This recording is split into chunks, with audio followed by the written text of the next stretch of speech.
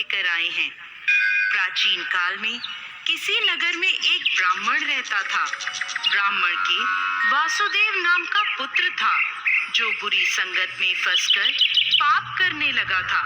असत्य बोलता, मदिरा पान करता, चोरी करता, लोगों को लूटता, ये सब पाप वो करता था।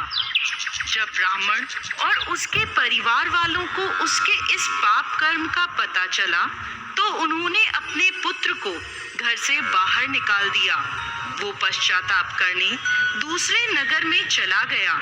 अपना पेट भरने के लिए भीख मांगने लगा।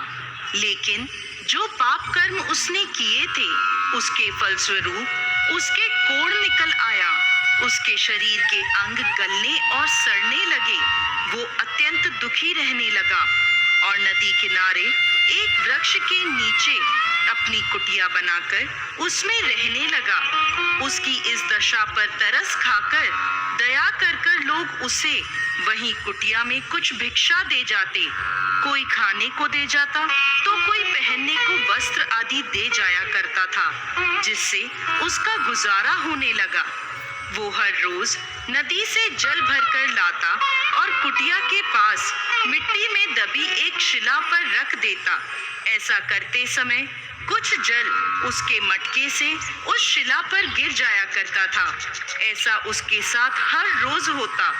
एक बार जब वो नदी से जल भरकर लाया और शिला पर रखा, तभी उसके प्राण निकल गए।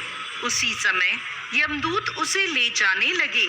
तभी आकाश से एक सुंदर विमान उतरा और उसमें से शिव दूत आए और यमदूतों से बोले, आप लोग इसे नहीं ले जा सकते।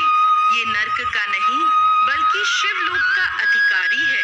यमदूत बोले, इसने सारी उम्र बड़े पाप किए हैं। इसके पाप कर्मों के फलस्वरूप इसके परिवार ने भी इसे त्याग दिया, इसलिए ये नर्क के योग्य है। ये सुनकर शिवदूत बोले, इसने भगवान शिव को जल अर्पित किया है। ये जो वृक्ष के नीचे दबी शिला है, ये साधारण शिला नहीं बल्कि शिवलिंग है, जो कि काफी समय से यहाँ विराजमान है। ये कोई नहीं जानता। इस ब्राह्मण ने अनजाने में ही सही पूरे महीने महादेव को जल चढ़ाया है, इसलिए ये यमलोक का नहीं बल्कि शिवलोक का अधिकारी बन गया है।